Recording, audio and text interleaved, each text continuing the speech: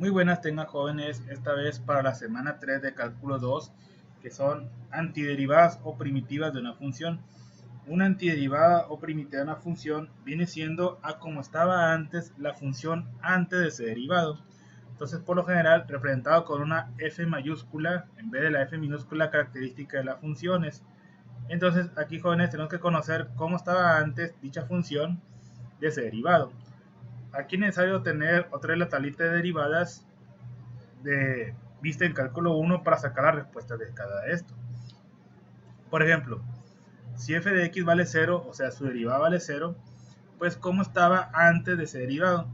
Por lo general, los números son aquellos que si lo derivas te da un valor de 0.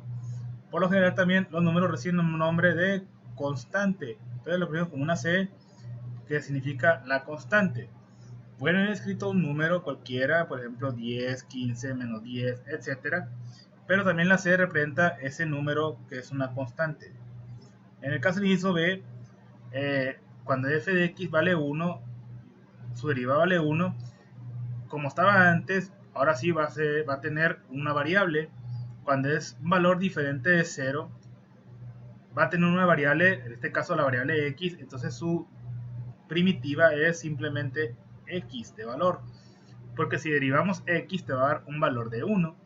En el caso del menos 5, lo mismo como en el inciso B, pero ahora sería como menos 5x, porque a la hora de derivar menos 5x te va a dar menos 5 de su valor. En el caso de 2x, para obtener su valor, hay que sacar o sumar el exponente que tiene la x con un 1 más, en vez de restarle 1 menos. Entonces, aquí vamos a escribir como, por ejemplo, 2x1 más 1 entre acá abajo también 1 más 1. Entonces va a quedar como 2x cuadrada entre 2 o simplemente como x cuadrada.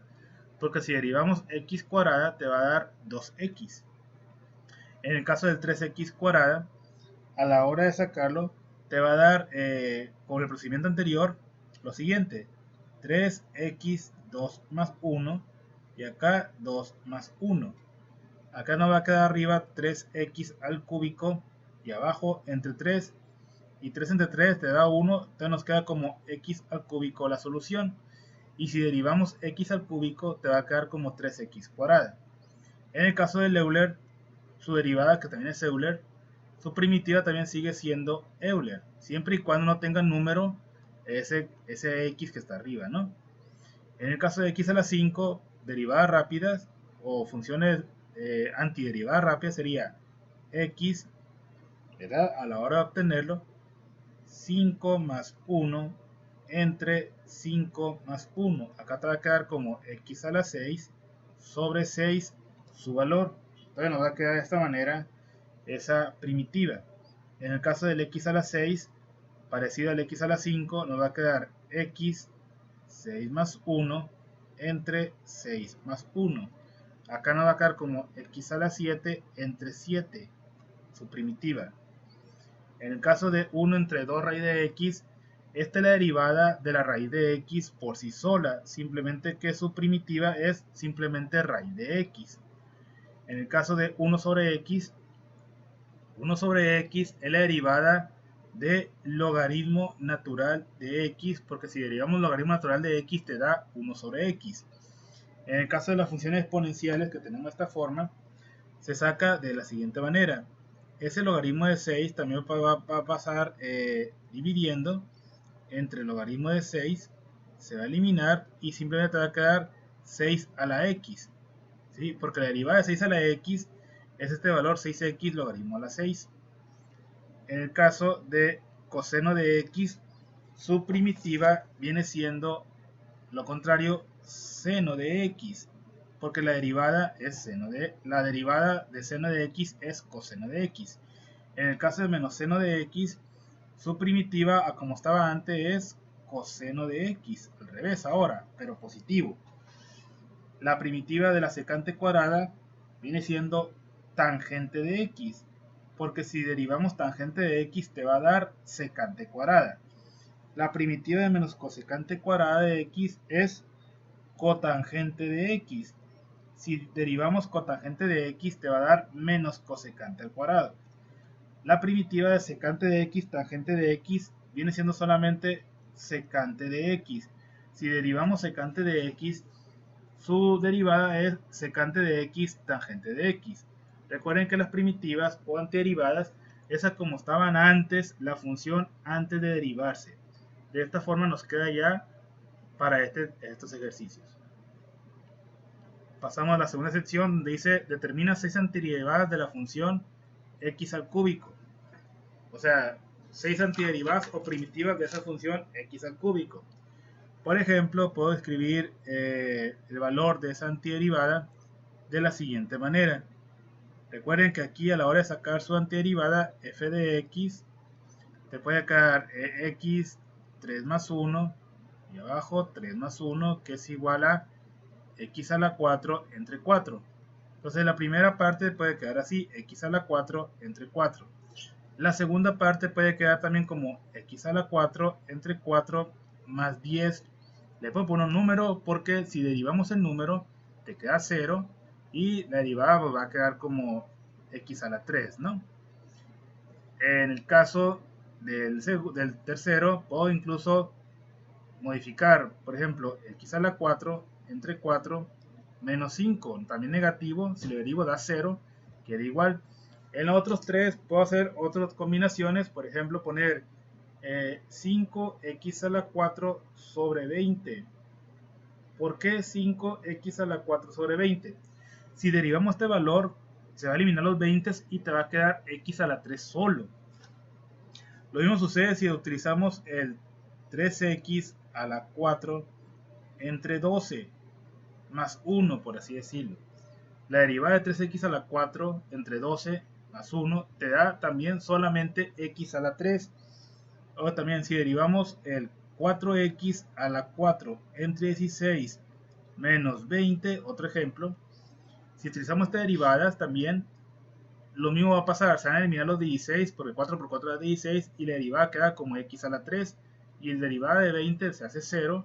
Por lo tanto, todas estas funciones te da el valor de x a la 3 o x al cúbico.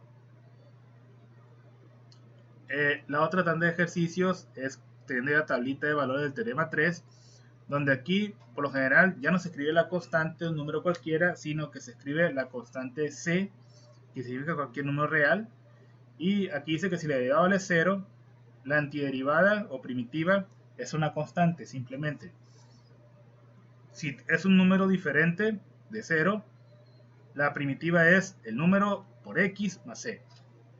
Y así sucesivamente en la tablita de valores. O en el caso del primero, que dice que vale 1, pues su antiderivada nos va a quedar simplemente como x más c, nada más.